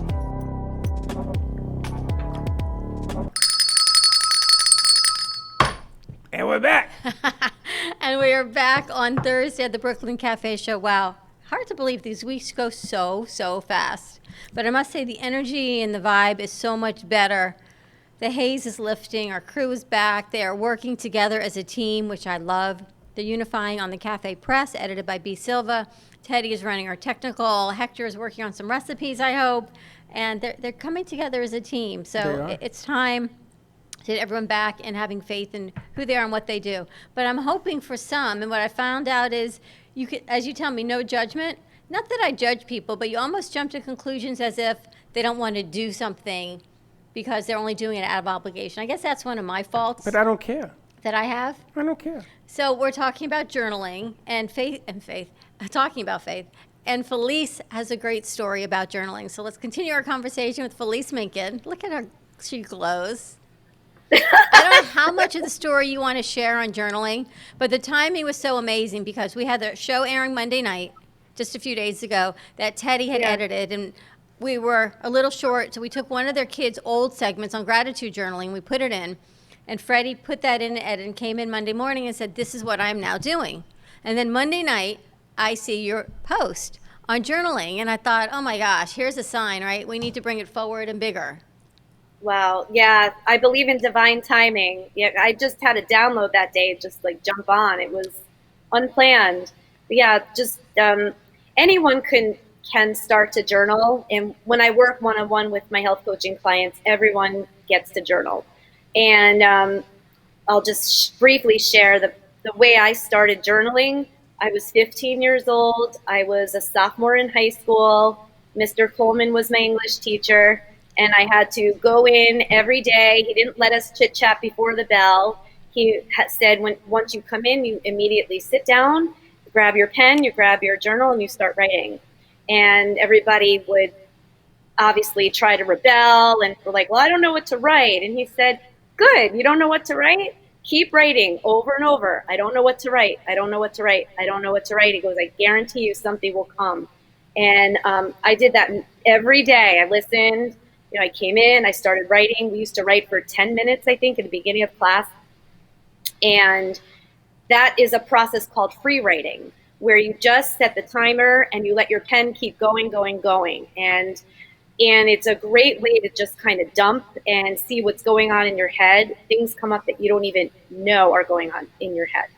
And for somebody who was a teenager going through a lot of private stress, it was a great way for me to write freely and uncensored, and it helped reduce my stress, and which is really nice for people who, especially now, if you're suffering from anxiety or stress, to just get these emotions out. It's a way of allowing yourself to be seen and heard without judgment. And of course, if you're worried about privacy, you can always rip it up after. I kind of love that part also, because right now, most people aren't living by themselves, right? They're quarantining with a partner, a spouse, and maybe your children are home. In those private areas, you would have to put things away, or maybe not so private anymore. So you almost think, I'm going to write this and what? But I loved your tip that you said you can rip it up, or heck, you can even burn it once it comes out. You right can once burn you flow it, yeah. Make sure you're near water, like near a sink or something when you do it. And burn it safely. But yeah, you can burn it. You could tear it up in lots of pieces. I've done that before, where I'll throw different pieces, parts out in different garbages, so nobody could ever put it together. So it can really be like, you should put really, it in a bottle and put it in the ocean. Yeah, but then you're littering. No, with a contact, it's not littering. Somebody's gonna pick it up. They're gonna open it and they're gonna contact it. Yeah, but the whole point is to not do that. But like somebody like me, like I've kept my journals, right? And so my intention since I was younger was to eventually put this together into a book. So, but what's really nice is to go back and read certain things, and you can really honor where you've been. But another way of journaling is to also not only journal when you have problems or you want to vent, but also journal your successes. Because how many people, and even yourself, when you've done something great or you've had an accomplishment, you hit a goal, and then you go, okay, what's next? Okay, what's next? And you don't even stop and savor the moment. And journaling is a great way to document that moment. How did you feel? You write about your gratitude for it, write what happened. So, and that's probably an entry that you would want your children or grandchildren to read later on, like things that you did. And also, especially, first and foremost, for yourself, to really appreciate and love yourself. So there is different ways of different reasons to journal. I even have people do journaling in a different way when I'm working with nutrition clients, and that's a food mood log. So it's not only about what you eat, but how you felt an hour after or so, where you get to see patterns. So you could see patterns through nutrition, you could see patterns through emotional when you're writing things down, and you start to see, oh, in this situation, I feel this way all the time. And you get to look back and really say, wait a minute, what do I want to do more of? What do I want to do less of? And then the other thing that I love sharing with people, especially after I do Reiki on them, I usually encourage them to keep a journal in your bed with you, or a pen and paper, because the best way to remember your dreams is to write it down before you even go to the bathroom when you first wake up.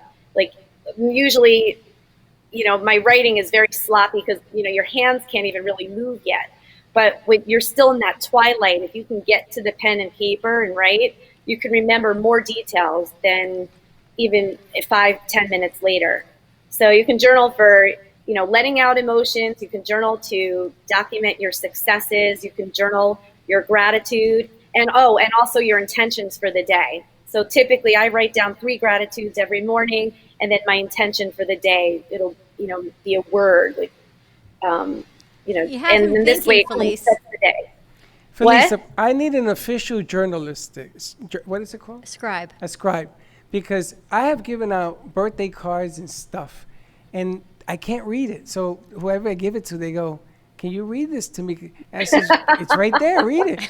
No, I like the way you read it, which means they can't read it, and I can't read it. You know that morning thing you're talking about? That's a constant thing with me. I can't. Obstacles. I've done that before, especially the dream journaling. I'll go back and read it, and I'll fix it because I'll remember some of it because I'm like, what the heck?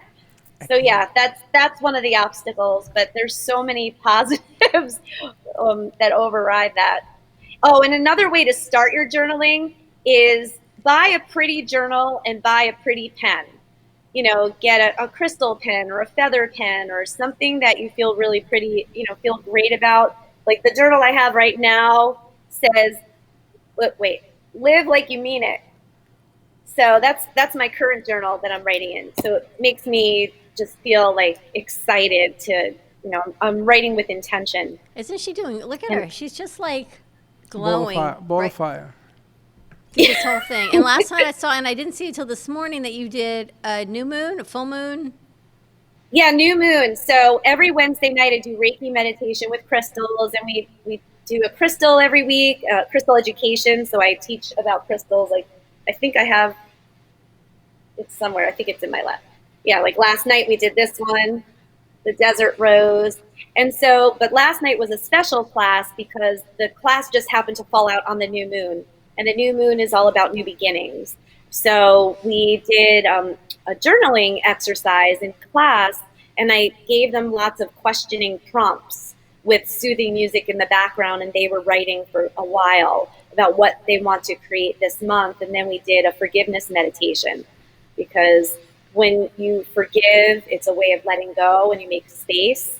And the new moon is all about that. There's no moon in the sky in the new moon. It's just this black, empty slate. And it's the time to create new, as if you have a new palette. And it was really beautiful. It was beautiful. We had a good time. A new palette. It's almost as if I had a direct connection to all of these people this week when we came in on Monday, which clearly I did not, because we talked about this space now being a clear creative space that everybody's into. Create what you want to create from home. If you're looking for a new job or a new opportunity, or you need to, it's the time that you can really create anything you want. We even talked about putting a blank canvas behind us, like you used to do in school, and the Venn diagrams and everything, that you can truly create what you want. No, we did not talk about that. I talked about it, Yes. sorry. Yes, I talked about it. And then you And talked could about do that pretty gratitude. much. Yeah. And look, here You can do Felice that is every almost the week, end of the every week, month. summing all of this up. And I guarantee you she did not watch our Monday morning at 9 a.m. show to know this. No, See? sorry. Yeah, but you're totally summing up everything we've been talking about all week. Yeah. I think it's beautiful and true what you're saying. And I lean towards nature. And so I follow the moon, and I'm not an astrologist by any stretch of the imagination, but typically on the new moons, it's a new beginning, it's a clean slate. And what we did last night is we wrote in our journals, and we folded the page over, put a sticker on it, so that at the full moon, when the full moon is when everything comes to completion, right? Everything comes to light, and then you can open it up and see what you created, what was working, what didn't work, and you get to create again. And I love your mood food your journal also, because as you're saying it, I'm thinking, you're going to think I'm crazy. certain foods you eat have different emotions, right? Clearly, everyone now knows I love pancakes, right? Now that I have 4 orders of pancakes because Uber Eats, I got a second order of them, puts me in a much better mood. But when I go into my junk drawer, as we call it, and I open up those bags of chips, it's not because I love eating chips. It's because I'm either anxious, I've got work to do, I'm bored. Yeah. Different foods for different feelings. And I'm thinking about that as I'm talking to you. Do you eat different foods for different feelings? What is wrong with you? I eat No, food she's because right. I'm There's hungry. actually studies on it. I have an amazing PDF from Caladro was her last name. And so they talk about how biologically there's different craving. Like when you say chips, it's usually about anxiousness or anger that hasn't been expressed. Chocolate is usually about craving love, but also biologically you might be low on magnesium, which is very calming. So you're just very in tune with your body. A lot of people do this unconsciously. And so when it was when you're unconscious until you just said it, and I'm sitting here thinking about it as you're talking about pancakes make me happy, and clearly everyone knows that because now people text me, "Oh, you finally got the pancakes you've been talking about for a month." Chips I eat in between when I go home, in between home and dinner, looking for something. Just figuring, am I going to go work? Am I going to go work out? Do I have to make phone calls? It's all anxiety eating potato chips. Doesn't serve me any purpose. Why do you call it anxiety eating potato chips? Because it's a potato chip? You don't say anxiety eating broccoli, anxiety eating I don't eat pickles. broccoli when I have anxiety. I think I eat potato chips. When she eats broccoli. I think I eat potato chips when I have anxiety. I think it's that salty, crunchy thing. You can tell when you're eating something from joy and when you're eating something to help satiate something. And that's why in my belief system and what I teach, there are no good foods and bad foods. But when you're eating a food, like you're using it instead of eating it with joy. So when you're eating those chips out of just pure pleasure and relax, or when you're eating those chips because you're like, and you need something to like calm you. Right. So, a nice thing to do is to step away, take a breath, take a sip of water. Usually I like to take deep breaths and close your eyes. I mean, now you are officially a meditator. When you and I talked about meditating, I think a year ago, I was texting you every night to do 1 minute, 2 minutes, right? And now you sit down those meditations that we were doing were 15, 20 minutes. Yeah. But and now when you stop and do, and now you're all doing them, including you. I was so proud. I'm so proud of you. But I've always meditated. Including just you. Including Slick, including Evelyn. Some of our interns are really doing this. There's a different purpose. I don't know what the right word is. There's a different purpose in the teachings that came forward. It's funny when that the part about loving yourself I learned when I was an altar boy from a priest, and this stuff that you guys sent forward, and like this book, there are things that I read that are bringing, I don't know, maybe it's a message, I don't know, but it brings forward things that happened to me when I was younger. That you're right, I didn't sit back and enjoy being an altar boy, doing my confirmation, getting a job at 13. I didn't appreciate those things. I just did them. I do them, I go home, I get up in the morning and I do them again. I didn't appreciate it. So maybe what's happening is the message I'm getting is, hey, smell the roses. Have a cup of coffee and say, this is tasting pretty good. But I never saw like that. It's all about mindfulness. This is what you're talking about is mindfulness, Freddie. You can do all the same things, and you could do and go and go and go, or you can do and like stop and feel, like what you said, smell the roses, smell your coffee, look at your coffee, look at the color of it, sniff it, get the aroma, and then drink it. It's a whole different experience. Sending an email could be, you could send an email and say, I'm so grateful that we're in business together. You don't have to type it, but in your mind, and then, send a blessing when you send your email. I got to tell you, there are two sides to every sword. And what has happened to me recently, and I don't know why, is that I have lost my cool more than not now. Because, and the message must be the judgment thing, that everybody seems to want to judge me and tell me. And what they're doing is they're telling me their side of how they feel on me. And there comes a time when I say, enough. Today, I don't want to do this today. We'll pick it up tomorrow. And I don't know if it happens to be because maybe journaling, I've begun to realize that I am more grateful for things in my life, and I see that people aren't, and it makes me a little bitter, for lack of a better word. I could use others. And it makes me shoot off the handle a little bit. I mean, I am human. I'm not a robot. And things have changed. Perspective has changed. I could see the things that we put forward to help people. I just got a text right now from somebody that makes me upset because I'm asking them to do something for themselves, and they want to know if I can pay them for doing it. So I said, then don't do it. It's okay. So now they're giving me the business about, wait a minute, that's not what you said. I didn't say it. I said, do you want to? Would you like to? And all of a sudden, I feel sometimes that even though you want to do the right thing, it's not interpreted the right way. What is it you said before? Sometimes you can hurt people unintentionally. You can't please everybody, all the cliches in the world. So my question here is, do we meditate more? Do we look inward more? Do we exhale less? What do we do? How do we overcome that? Yeah, well, the thing is that, life is not meant to be all rainbows and unicorns, although I know Dawn would love it to be all unicorns.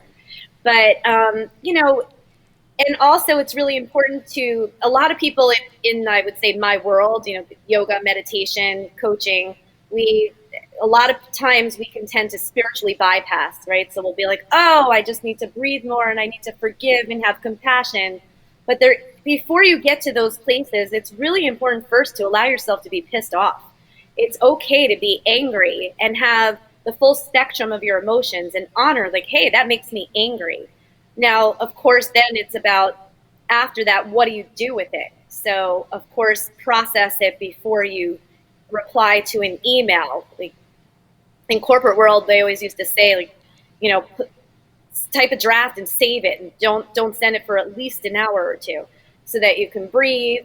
And then, one of my biggest lessons in corporate world was exactly what you're talking about, is realizing that you never know what's going on behind somebody else's closed doors. And I worked with this woman, and she was in my department. She was like the mean person who yelled at everyone and made people cry. And somehow during one reorganization, I got placed next to her. My cubicle was next to her. And I was so upset. And so I kept my headphones on all the time anyway. And one day I was working without my headphones. And before that, she once tried to get me, and she was yelling at me, and I wouldn't cry. But I was so angry, like my eyes were watering. Anyway, made it through that. One day I was working without my headset on. And then I heard the way she was talking to herself. She was telling herself that she was stupid and that how did she not know better, and I'm so dumb and I can't believe it. And she was using not nice words that I can't say on the radio to herself. And it made me see, oh my God, you can only give what you have inside. So all that rage, that anger, that belittlement that she was doing to other people, she was doing that to herself times 100. So after that, I ended up feeling so much compassion for her when I would look at her, even when she was cranky. And it helped me see her differently. And then it reminded me of all the people in my life that I have met that were similar to that. And I'm like, you can only give what you have inside. So if you have pain and judgment and resentment inside, that's what's going to come out. So I wonder if the person that you're dealing with, maybe they're having a lack mentality, scarcity, fear, and it's coming out as like a taking from you, like a taker. And so I'm not saying to not be angry, but, let your anger come out and then breathe and be like, okay, let that person be in theirs. And how do you come back to it in a different way? That serves you. Giggles, when I was 12 years old, my brother, may he rest in peace, taught me how to ride a two-wheel bicycle. Remember the training wheels on the side? He says, it's time to get rid of those because it's time for you to be a man. And I said, wow, I'm 12, or 11, I'm going to be a man today. So he taught me how to ride a two-wheeler. I hurt myself a ton of times. And then I'm riding, I'm feeling good, right? A couple of weeks later, somebody came to me and says, I see your brother taught you how to ride a bicycle, a two-wheeler. Can you teach me how? So here I am, I'm a man, right? So I give him this bike, and he goes. And he keeps going. And he never came back with my bike. Oh, Never came back with my bike. He stole your bike? Stole my bike. And so when I Wow. went to talk to my mother, she was furious at me. And my brother said to my mother, Mom, you can't be mad at him. She says, what are you talking about? He stole his bike because he's this and he's stupid and da-da-da-da-da. He said, Mom, he was doing the right thing. So he gave my mother money. He says, go get him a new bike. And Freddie, from now on, you don't lend out your bike no more. You're too young, is what he said. It's exactly what he says. He says, you're too young to lend your bike. You get older, then you'll decide whether you should lend your bike out. And what you just said described right as clear as, I don't know what the hell's going on with me. As clear as day, I remember this whole thing that happened to me, and they got me another bike. I'll never forget this. Because sometimes bad things happen to good people. You ever know that saying? You know, you could be in the wrong place at the wrong time. And sometimes it comes, I got a new bike out of doing the right thing, even though they did the wrong thing on the other side. It happens, right? It doesn't judge life, though. One bad incident doesn't. I love riding bike. I got a bike at home I never ride.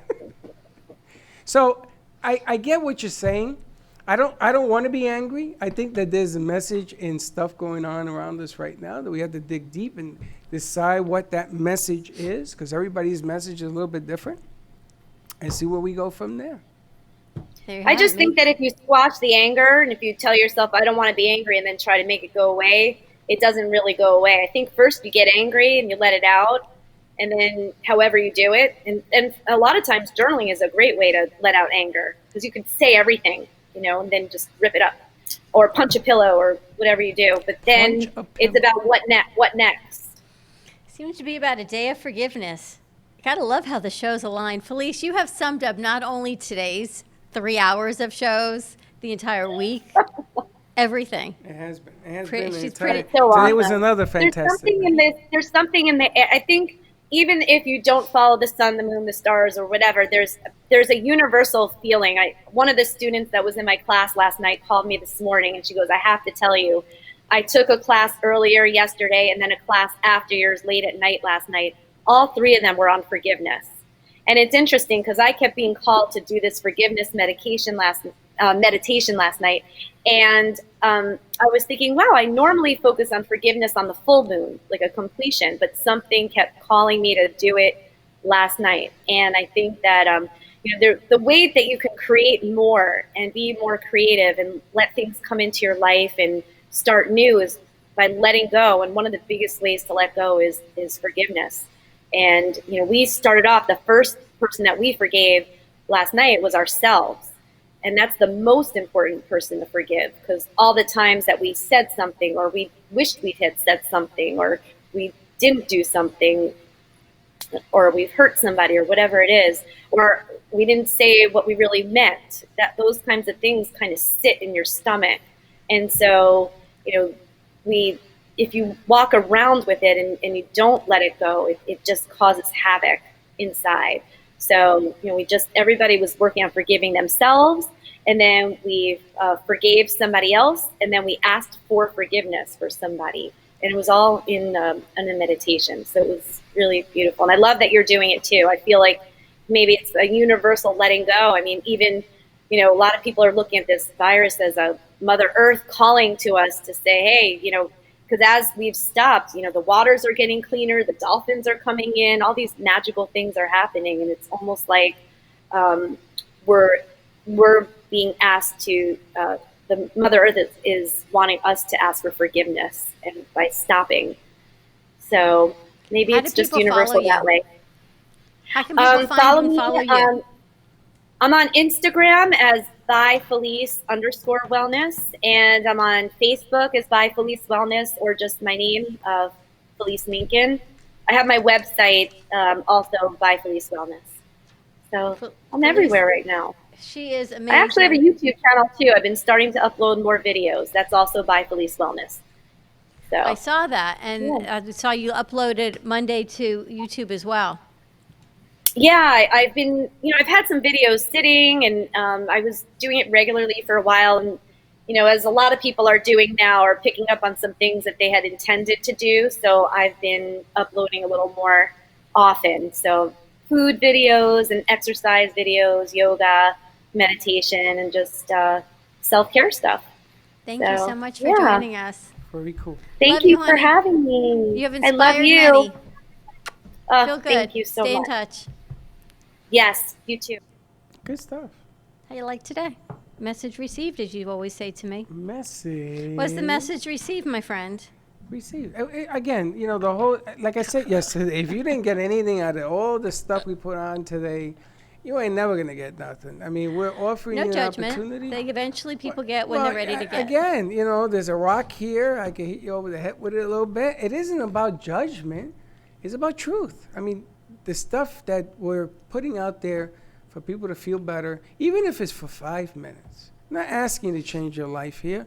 I'm giving you 5 minutes to smile. 1 moment at a time. That's right. 1 moment at a time. That's a hallmark moment. 1 moment at a time. Well, happy Thursday, everyone. Thank you for joining us. Wow, what a day of shows. I'm I exhausted. think there is a common thread. I need a nap. I am so tired. We got about another I know. 6 We got hours to testing and go. everything else, but We have another 6 hours to go. I just looked at the clock. I am so exhausted. Have a great day, everyone. Be kind to each other. You can find Felice Minkin on social media. You can find this book, Rainbow in the Night, A Journey of Redemption by Goldie Wynn. You can find it on Amazon. We can also get you the information. Of course, Dawn DeMarco book. Find her on social media as well. And this morning we had Martine Goldberg with us and her story and her book, her journey. Again, spectacular. You never know what is going on in people's homes on the other side of those doors. And so many of the guests we had on today were abused in childhood. It's I've had the chills all day doing this because no one should ever suffer. As Marnie said, no one should ever suffer alone. So reach out to your community. If you feel you have no one, always reach out to us, and we will see however we can do to help you. Have a great afternoon, everyone. Be kind to each other. Tune in tonight at 7:30 for the 2-minute warning coming live to you on draft night. Yes, we're going to have a little fun with that draft night. Let's go Jets, baby. Jets. Let's see who you draft, and don't be late. Bye-bye.